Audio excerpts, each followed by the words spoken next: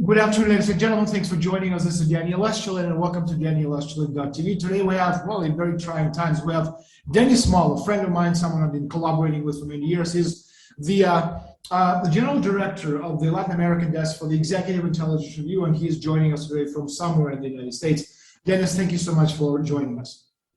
A pleasure to be with you on the outskirts of Washington, D.C., and it's always a pleasure to talk with you, Daniel. Thank you. Before we get into the nitty-gritty stuff of the Ukrainian conflict, can you give us the background? What's going on, really, for the people who don't really understand? Well, let me first say that today is March 1st. Tonight there will be a speech, the State of the Union address by the President of the United States, Joe Biden. And I wanted to mention that because there is a whirlwind of daily events going on. And therefore, by the time people watch this, those daily events may well be completely different, and they most likely will. This is moving very rapidly. So I think the key is to discuss what's really going on here, which is the question you're asking, and what's the background, and most importantly, what's the solution. We are right now, in effect, in a stage of warfare between NATO and Russia, and although it has not yet been declared as such, also against China. NATO against Russia and China. The shooting war so far is only Russia and Ukraine. That could change at a moment's notice. The financial warfare is an all-out nuclear financial war against Russia, which has been launched over the weekend, this past weekend, by the United States, the City of London, most importantly, with the intention of wiping Russia off the face of the map. That is not my deduction or comment or supposition. That is the stated purpose of State Department officials, of banking officials and others vis-a-vis both Russia and China. The reason for this is that the world financial system, as Lyndon Larouche, the founder of our magazine, stated for decades back, was in a systemic breakdown crisis where $2 quadrillion of financial aggregates were completely impossible to pay them, and yet they are trying to maintain that system and the political order that goes along with it.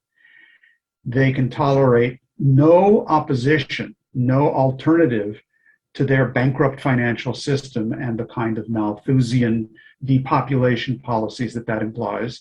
And therefore, they must get out of the way from their standpoint, both China and Russia, who do not go along with that kind of unipolar Malthusian world. In the final analysis, that's what's behind the crisis today. When the first attacks, the color revolutions that were launched in the 90s and mid-90s, late 90s were launched, when the attack on Libya occurred, the attack on Iraq, Lyndon LaRouche said, these are not attacks on Libya or Iraq. These are the prelude of an attack on Russia and China. And that is what is now playing out today.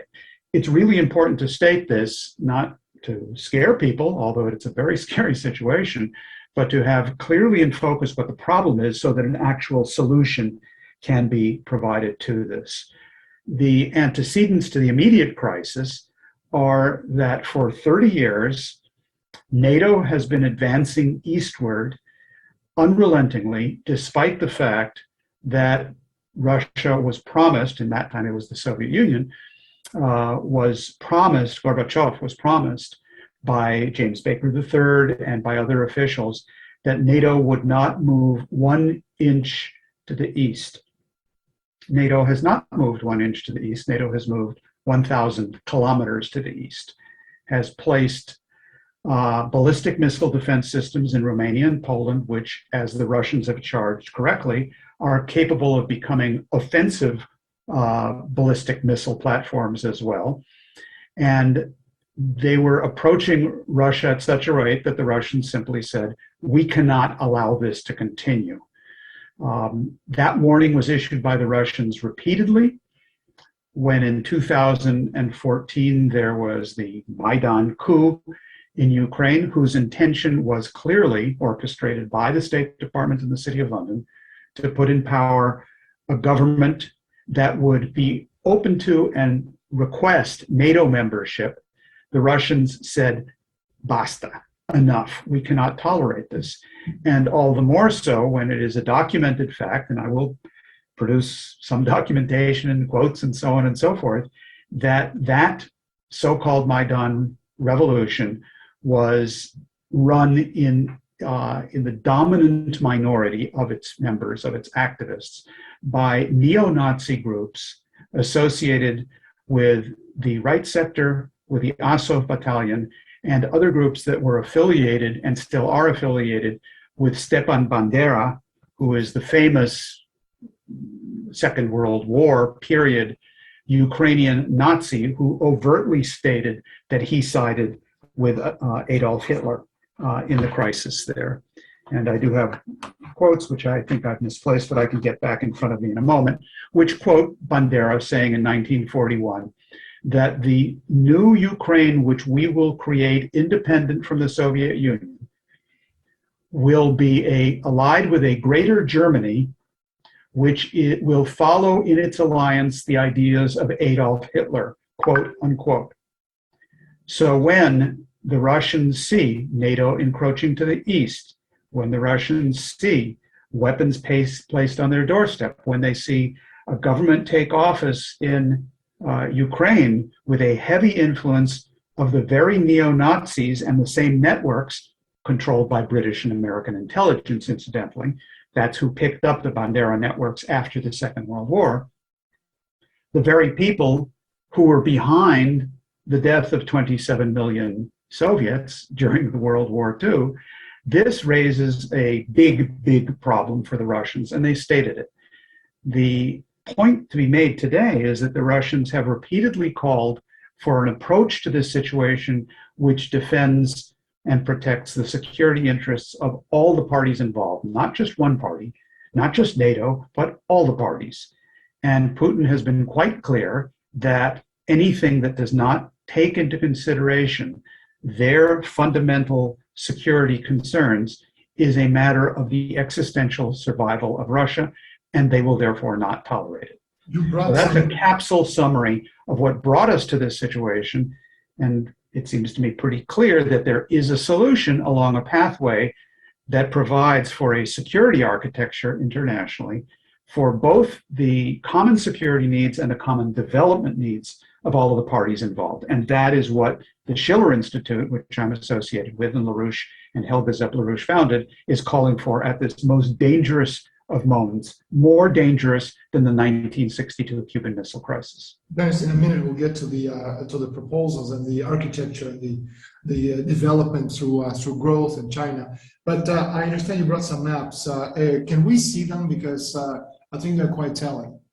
Yeah, let me do that. I'll put them up if you permit me to share a screen, which I see I can do. I want to first show this map here, which is what the borders of NATO were in 1949. These are the founding boundaries of the NATO alliance and the location of Moscow. NATO, of course, was set up after the war as supposedly a defensive pact against the Warsaw Pact. What happened is that in 1990, these were the borders of NATO, moving eastward clearly in the direction of Russia. No, we're not seeing them. We're not seeing anything on the screen. Oops, well, that may be because I didn't do what I'm supposed to do, which is to say share. Okay, there we go. I apologize. Let me take this back. Yeah, just click on it twice. Yep. On the image. There we go. Perfect. Okay, thank you. Apologize for that difficulty. This is, again, NATO's boundaries in 1949. When it was first set up as a defensive alliance against the Warsaw Pact. 1990, as you can see here, this is what had happened, which is that the borders had expanded eastward, and it was exactly at this point, which was the period where the Berlin Wall falls, the end of the Soviet Union, that the Soviets are promised by the United States and by NATO and everyone, not 1 inch to the east. Now, there's documented proof of this. This is not a guess. It just came out recently. There's Spiegel through the British archives out. Yeah, it's in the British archives. There are people who participated in those discussions, like, for example, Roland Dumas, the then foreign minister of France, who has stated, yes, these are the promises that we made. There's no question about it. So those were the promises made in 1990, and just take a look at what happens over the next 19, 20 years. That's where NATO is at this moment, expanding up to the Russian border in the Baltic states, and very close with Poland and Romania in particular, having Aegis onshore ballistic missile defense systems, which are highly advanced and capable of intercepting Russian rockets, and therefore also capable of being equipped with offensive weapons, which can strike Moscow, even without hypersonic weapons, in anywhere from 7 to 10 minutes.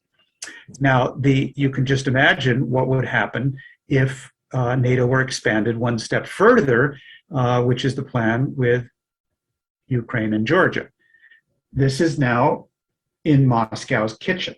Whatever you may care to think about the Russian government and Putin and whether you like them or you don't like them, the simple fact of the matter is that this is an obvious, direct threat, a thumb in the eye to the Russians, which creates for them, as Putin said repeatedly, an extraordinarily difficult situation and impossible situation. In fact, what he documented is that with missiles placed in Ukraine, which was the intention here and ongoing already, as he said, you have missiles within less than 5 minutes flight time for Moscow. And he said, well, that's as if we had submarines with hypersonic weapons off the coasts of the east coast of the United States, which in less than 5 minutes time could strike Washington before the President of the United States could even get on Air Force One to escape. So I think it's by no means an exaggeration to say that this situation is like the Cuban Missile Crisis in reverse, but on steroids. The situation is far more dangerous because the time in which to make this decision, the margin of error, has been drastically reduced. Soviet missiles in Cuba, 90 miles away, there's a little bit of time there, should they be launched. Hypersonic weapons right on the border, or the United States dealing without hypersonic weapons in Ukraine, you're talking about 5 minutes. There is almost no time to correct for mistakes. You must be on a launch on warning mode. You must be activated for that. So the time factor has been reduced to the point of irrationality by these deployments. And the second reason that it's Cuba Missile Crisis in reverse on steroids is that the world crisis is much graver, and that's because of the economic problems. In 1962, we did not have a world financial system with $2 quadrillion of financial aggregates, derivatives, and so on, that was blowing out, and which is what the City of London and Washington are trying to defend by their war of aggression against Russia. That's what this is. This is a war of aggression against Russia, first by encroaching, and now with a financial warfare, which is basically telling them, as has been stated publicly, our plan is to wipe you off the map. You either agree to our terms of a unipolar world, or you are toast. You're gone. Now, Zbigniew Brzezinski, way back when, he introduced the concept of the Eurasian Balkans, referring to the Russian or post-Soviet geopolitical space, whose main characteristics, as he explained, would be instability, political, socioeconomic crisis, ethnic crisis, interreligious conflicts, all things we've seen over the past 30 years. Now, so the Balkans of Eurasia should lead Russia, as he said, into this black hole of chaos and the death of Russia itself. And this is what we're seeing right now. So is the United States following this Zbigniew Brzezinski plan? Because at the end of his life, literally a year and a half, he realized a lot of the things that he said were actually erroneous, and he recanted to a certain point about them. But is this what this conflict is about? And also, what does the United States get out of all this? Well, in part it's that, but Brzezinski himself was following the London-designed views about the arc of crisis. I mean, this actually doesn't come from Brzezinski. I think Brzezinski was a main transmission belt of that into the United States, the same way Henry Kissinger was a transmission belt of the same ideas. But Kissinger, as he himself stated, got his policies from Chatham House, from the Royal Institute of International Affairs, not from his own State Department. So you're talking about a British geopolitical view, which has taken control of a large part of Washington, not all of it, but a large part of it, and directed it in this direction. But again, the Brzezinski era was one thing. It's a different era now and far more dangerous. Now, your mention of the Balkans and so on is very relevant for another reason, to show exactly how this overlaps. One of the leaders of the right sector in Ukraine, who came into a position of great power with the Maidan coup, courtesy of $5 billion invested by the US State Department, as per what Victoria Nuland herself said, to bring about the change in government, was a guy by the name of Dmitros Yarosh. Yarosh was the head of the right sector. He still is, although the right sector has technically disappeared. And he became a parliamentarian, and then very early on in 2015 became a personal advisor to the defense minister of Ukraine. He is that to this day. Actually, he was captured by the Russians a few days back. And in exchange for freedom, now he's in Poland as of 3 days ago. He gave them every piece of document that they ever had in his possession. So this is the latest development. Well, that may well be. Like I say, developments move very quickly. And of course, one has to double and triple check every report to make sure it's the case. But what is a documented fact is that Yarosh also fought with the Chechen rebels against Russia. Now, remember, these are the people who burned down the school in Russia. These were the terrorists who tried to destroy Russia and tear it apart. So you have an overlap going on of geopolitically directed terrorist operations run out of London and run out of Washington, overlapping what happened in World War II with Bandera and the Hitlerites, overlapping the destabilization of Russia through to the Chechens, and now in a position of great power in Ukraine. Maybe not in the last 24, 48 hours, we'll have to check that out. But from the standpoint of Russia, this is the kind of thing that's going on. And the problem that they're facing, and whether we like it or not, we have to look at this through their eyes if we actually want to prevent an escalation into something where there will be no victors. We are in a situation now, Daniel, and you've heard us say this before, where it is like the period of the Treaty of Westphalia, where Europe, after 150 years of war, of religious warfare, where Catholics and Protestants were slaughtering each other, it reached a point where a group of people realized that if this continued, nobody would remain to celebrate a victory and be able to enjoy it. And they therefore had to break out of the game that was being played, this religious warfare, and adopt a different approach. And the Peace of Westphalia, or the Treaty of Westphalia, did a couple of things. It defined the security interest of each country, of each part of this, as the interest and the good of the other. The idea of the good of the other, a sort of win-win type of approach. And it also said we are going to leave the crimes of the past in the past, because there were crimes on both sides.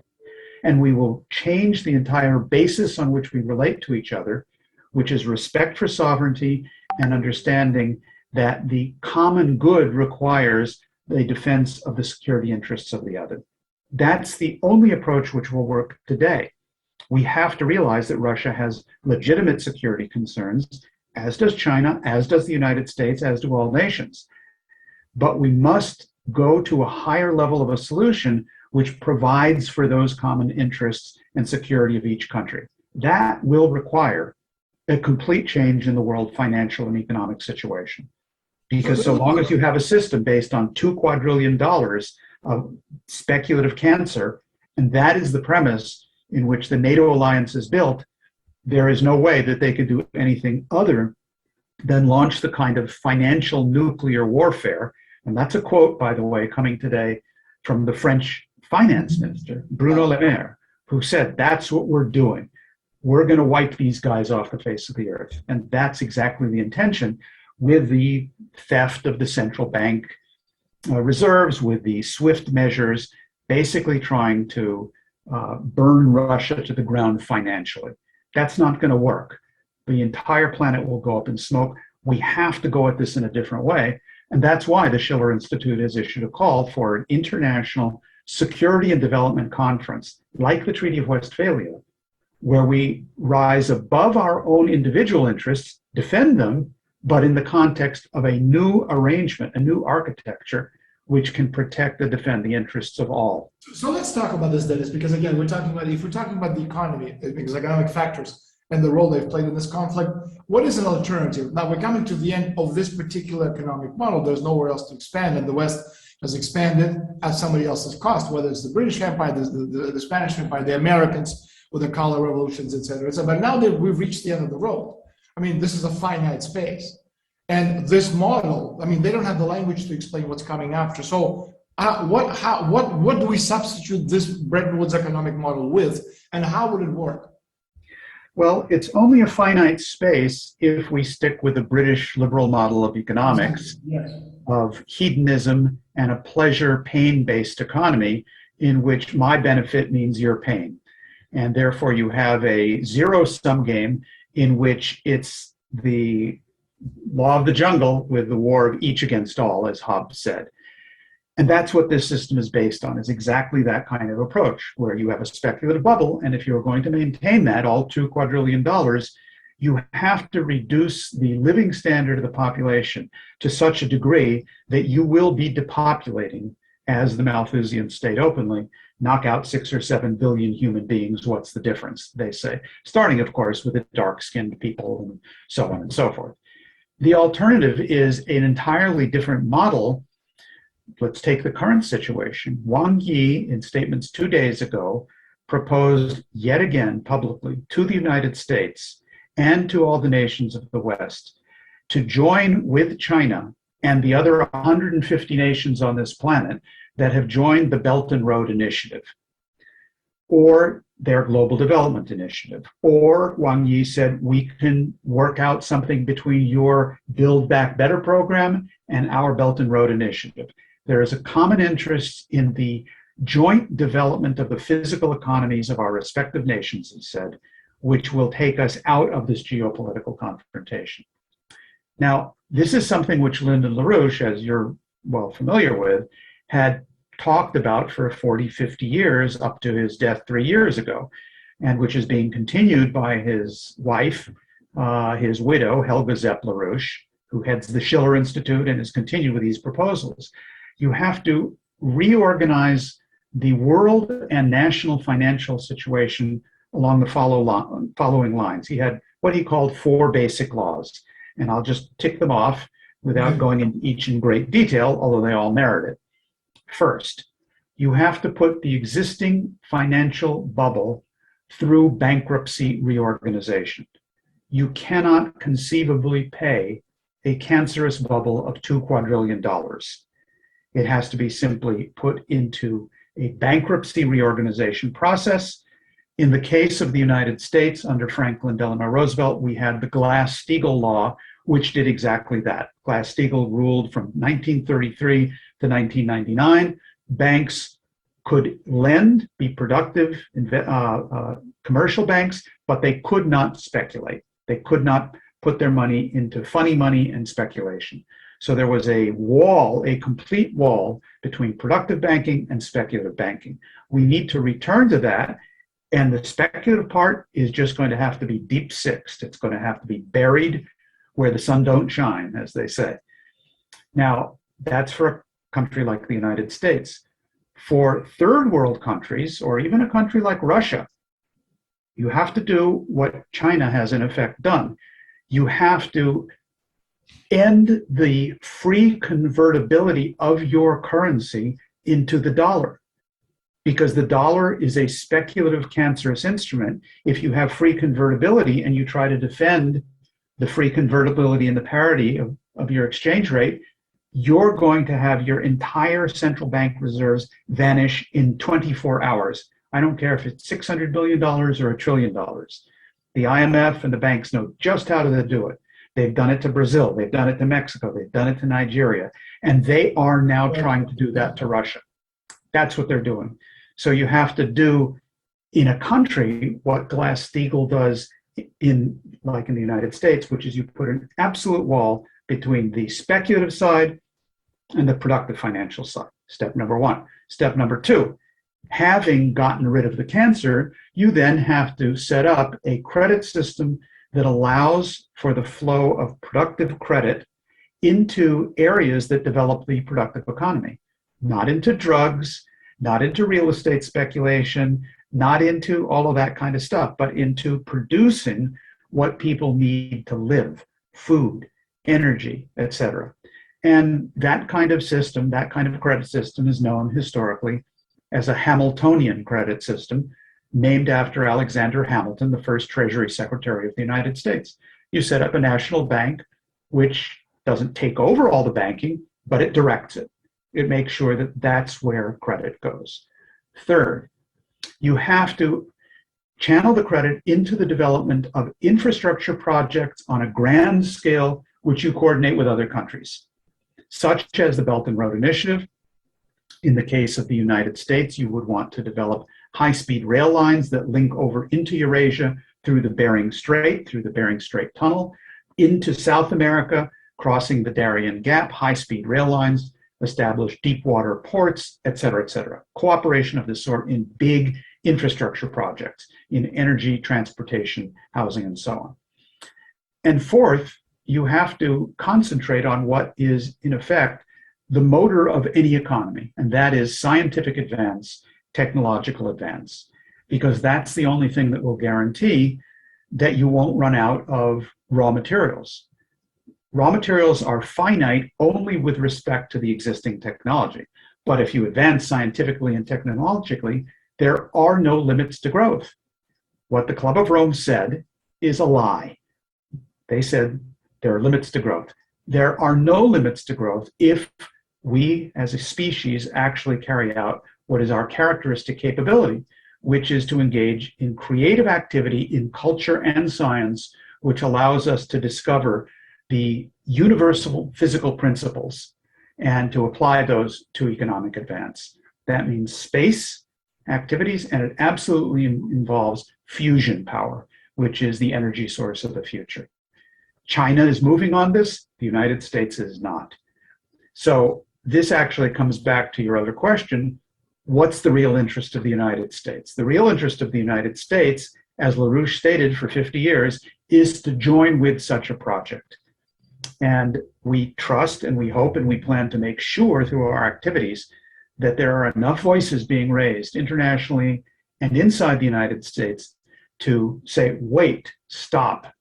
At 1 minute to midnight, just like with the Cuban Missile Crisis, we can't go down this road, and instead adopt an approach such as the Westphalia Treaty or a new strategic and security and development architecture to then launch this kind of process of coordinated, cooperative international economic development. That is something China has offered. It is in the interest and the benefit of Russia. It is in the interest and benefit of the United States. It is not in the interest and benefit of Wall Street, and most emphatically, the City of London, which is why the British show up so frequently as being the ones goading this whole thing forward, as you indicated with your comment about Brzezinski.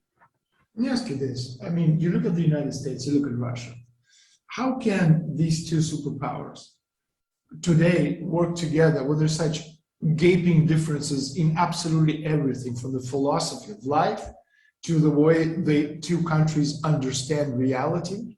You listen to what Biden and people around it, both Republican and Democrats, the media in the United States are spouting, and you ask yourself if we're living in a parallel universe. So how can these two countries, which have really nothing today to say to each other, because there's no dialogue whatsoever, it's talking at each other. How can these two countries bridge these differences and start working together? Well, what you have to do is you have to, in each country, whether it be the United States or Russia or China or Germany or Mexico or any country, you have to go to those points of their own history where they generated pearls of international culture and civilization. And that is the case in every country. You have to find in each those moments in its own history where classical culture, classical science, classical philosophy and economics were developed, each in their own way, with their different language, their different religion, and so on. But there is a universal principle in common, and that is absolutely possible. Look, just go back to what Vladimir Putin said in 2001, speaking to the Bundestag in Germany. That's only 20 years ago. We don't have to talk about the 19th century. We could, or the 20th century, we could. We could talk about Leibniz's relationship to Russia and China and the role of Count Witte in implementing in Russia policies which were identical to the American system of economics implemented by Lincoln during his presidency. We could talk in the 19th century about the role of Russia coming to defend the United States during the Civil War against the British. There are tremendous bonds if we look for them. But let's not go that far back in this brief exchange we're having here. Let's just look at what Putin himself said in 2001. This was a different moment. This was a moment of tremendous opportunity. It's what Helga Larouche refers to as a star moment of history, a moment where you had the chance, the opportunity to change things in a major way. The Iron Curtain had come down. There were possibilities of cooperation. 9/11 had just occurred. And as people may recall, the first phone call that George Bush received that day was from Vladimir Putin, who called and said, "President Bush, we are with you. We are standing down our nuclear capabilities because we know what you are facing," and supported the United States in every effort. That same year, just a little bit later, Putin went to the Bundestag in Germany. He spoke in very fluent German, I'm told, from his many years of training in Germany. And the speech is full of proposals and offers about what could be done together. He talked about the Germany of Beethoven, of Heine, of Goethe, and so on, and what Russia and Germany could do together. It was a tremendous moment of opportunity. Compare that speech of Putin with his own speech in 2007 at the Munich Security Conference, which is his famous speech where he said, "The unipolar world is over. It doesn't work." And he talked explicitly about the threats Russia was facing by the encroachment of Nato. This was in 2007. You know, people say this is an unexplained, unjustified attack by Russia. We've had 15 years of warnings from them that we have to take their concerns into consideration. And we didn't. We moved up and up and up and up to their borders, and we aggressively said, Ukraine is going to join NATO. In that 2007 speech, he said very clearly, much of what I just said here today about the dangers and how close this is, and he urged people to change. And he said, those ballistic missile defense systems of the United States don't work against Russia, because we have capabilities that render them obsolete. He didn't at that time say what they were, but a decade later, he announced to the world, gentlemen, we have hypersonic weapons, we have this, we have that, we have the other. He developed entirely new weapon systems because he saw what was coming, and that's what Russia did. So we can either continue in that direction, or we can go back to 2001 and go back to the things that brought Russia and Germany and the United States together. Now it does seem like we're living in parallel universes, but that parallel universe has just been created by an immense psychological warfare campaign. Russia has been turned into the enemy image. I mean, it's like Satan himself has nothing on Putin. There was a Russian commentator made a great comment yesterday or this morning that we have become modern Jews of the 1930s. We, meaning the Russians. We, the Russians, we are today's Jews of the 1930s. Yeah, no, it's actually the case, and there's no one bothers telling the truth. They just block out Russian media sources. And people can judge for themselves what's propaganda and what isn't, but you can't get access. Unfortunately, they can't. What's that? Unfortunately, they can't judge for themselves. Let me ask you, we don't have a lot of time, so I want to ask you a couple of more things, Dennis. Sure. You mentioned that the unipolar world. Now, is the unipolar world over? Well, yes, because if that continues, there isn't going to be a world. Then it'll be a zero polar world, because this is heading towards a nuclear confrontation. I think it would be a mistake to think that Russia is bluffing. Napoleon learned otherwise. Hitler learned otherwise. This is not a bluff, and we would be insane to think that way and to run that risk. There are, however, people in Britain and in the United States who are quite insane, who believe, and they've argued this, there's plenty of documents published by the National Defense University and so on, arguing the case for how you can have tactical nuclear war and it won't go to general nuclear warfare, which is nonsense. It can't possibly happen. Or arguing and believing that you can play a nuclear chicken game with the Russians and they'll eventually back down. And that's the game that's being played right now. If that continues, then we are indeed at less than 1 minute to midnight. Now, if that doesn't happen and we go to a different kind of architecture, a modern Westphalia, like the Schiller Institute is calling for, and I would urge everyone listening to this to please visit the Schiller Institute website, click on the text of that statement, please sign it if you agree with it, and get it around, mobilize on this. We have to get people speaking out around this question. If that happens, then we are definitely going away from from a unipolar world into what some people call a multipolar world. I don't like that expression because it makes it sound like we each have different interests, but will somehow reach a status quo, an equilibrium, a Rousseauvian kind of contract, social contract. That's very different than the idea of the Treaty of Westphalia and what we're proposing, which is that there is a common interest for all mankind. And that if we have a developing economy based on man being made in the image of his creator, whatever your religion or lack of religion may tell you, but the idea that man is endowed with creativity and the capacity of improving the lot of all of mankind, then there is no reason we cannot build an economic system adapted to that concept of man. So I do think the unipolar world is over, for good or bad. If we fight and do what we have to do, it will be for good. If not, then all of the tremendous achievements of civilization until now, whether it be Confucius or Witte in Russia or Beethoven or Cervantes, all of these tremendous advances, Leibniz, Caso, they will be gone. And that is a responsibility that I don't think any person who is thinking about the world should take upon himself. We cannot allow that to happen and be responsible for that conclusion. We must make sure that it does not happen. Dennis, so as I'm listening to your beautiful speech, I'm asking myself a very simple question. Are we as humanity mature enough to understand this? Yes, I do think so, because whatever the veneer that we have around us, whatever the level of brainwashing that's occurred, whatever the level of descent into hedonism and bestiality, whatever the lack of judgment is to be able to evaluate for ourselves what is in the media or not, however much of that occurs, there is in fact in human beings in general, but especially leaders, not the natural leaders, not the elected leaders necessarily, but in the leadership of humanity, a quality which has allowed us in the past to overcome problems of this sort.